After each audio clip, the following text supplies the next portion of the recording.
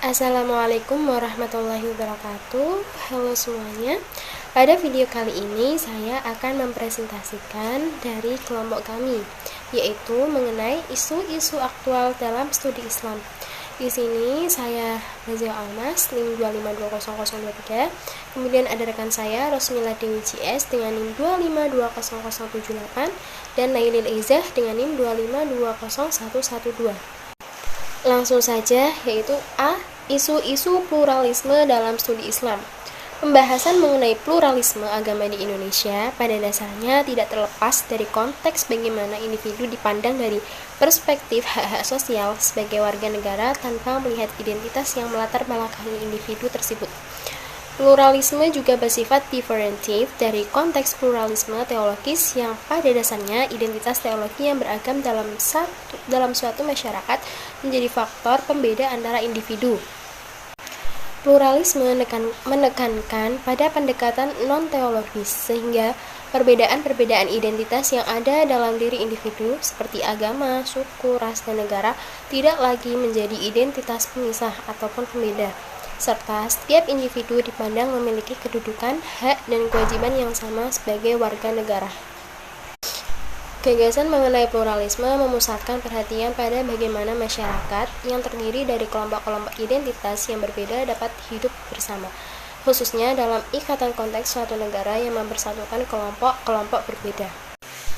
Masyarakat disebut sebagai sivil pluralis apabila anggota-anggota yang ada dalam masyarakat membuang segala upaya atau niat untuk menekan atau mengurangi keragaman dan menjawab tantangannya dengan cara yang lebih damai atau partisipatoris. Pluralisme tercapai ketika pluralitas pengelompokan terus tumbuh menjadi sebuah konsep penerimaan dan pengakuan terhadap nilai-nilai keragaman. Ketika pluralisme masuk ke ranah keagamaan, terdapat implikasi yang begitu luas. Dalam konteks semacam ini, ada 3 kemungkinan yang terjadi. Pertama, agama melakukan penetrasi terhadap kehidupan sosial dan kultur masyarakat. Kemudian yang kedua, agama dipengaruhi oleh unsur-unsur eksternal. Dan ketiga, terjadi dialektika antara keduanya yang mengakibatkan munculnya sebuah konflik. Hak asasi manusia atau HAM sebagai bagian dari keilmuan humaniora hingga saat ini menjadi perhatian sejumlah peneliti baik dalam skala nasional, regional maupun internasional untuk terus dikaji, diteliti, dan dikembangkan sebagai bagian keilmuan yang mampu memanusiakan manusia secara holistik tanpa celah. Karena masih ditemukan beberapa tindakan kontraproduktif dan destruktif seperti tindakan pelanggaran HAM, kecenderungan tindakan yang mengarah pada destabilisasi, kecenderungan tindakan mutlokrasi, tindak kekerasan, rendahnya penegakan hukum bagi para pelaku pelanggaran HAM, penyalahgunaan kekerasan, masih maraknya tindak korupsi, dan tingginya pertentangan antara legislatif dengan yudikatif dalam kerangka otonomi daerah dan sebagainya. Jika kualitas pendidikan telah bermutu, maka peran pemerintah untuk menjalankan pendidikan berbasis karakter dapat dilaksanakan, terutama yang kaitannya dengan program pendidikan hak asasi manusia sebagai bagian yang integral dalam merancang sistem pendidikan humanis, demokratis, dan religius. Lalu ada gender.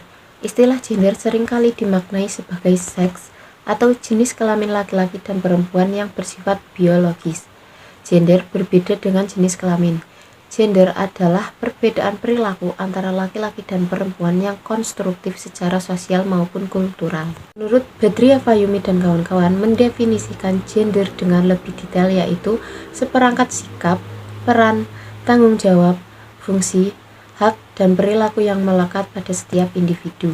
Dapat dikatakan bahwa gender adalah suatu konsep yang mengacu pada peran-peran dan tanggung jawab laki-laki dan perempuan sebagai hasil konstruksi sosial yang dapat diubah sesuai dengan perubahan zaman.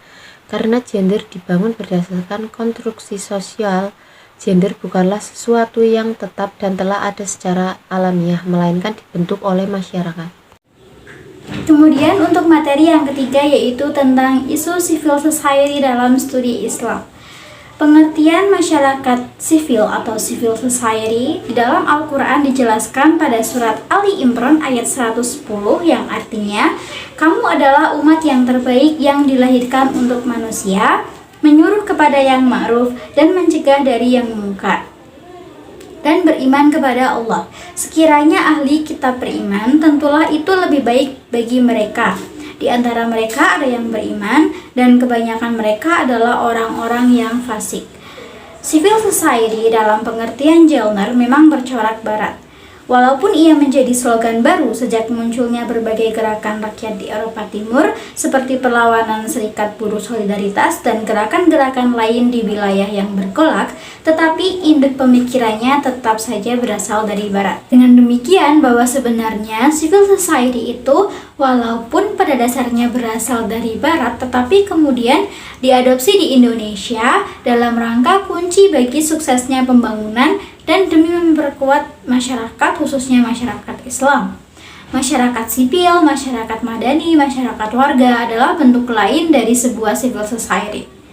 Adapun hal yang melatar belakangi munculnya civil society di Indonesia, secara historis, upaya untuk merintis lahirnya institusi semacam ini sudah muncul sejak masyarakat kita mulai bersentuhan dengan pendidikan modern, berkenalan dengan sistem kapitalisme global, dan juga modernisasi.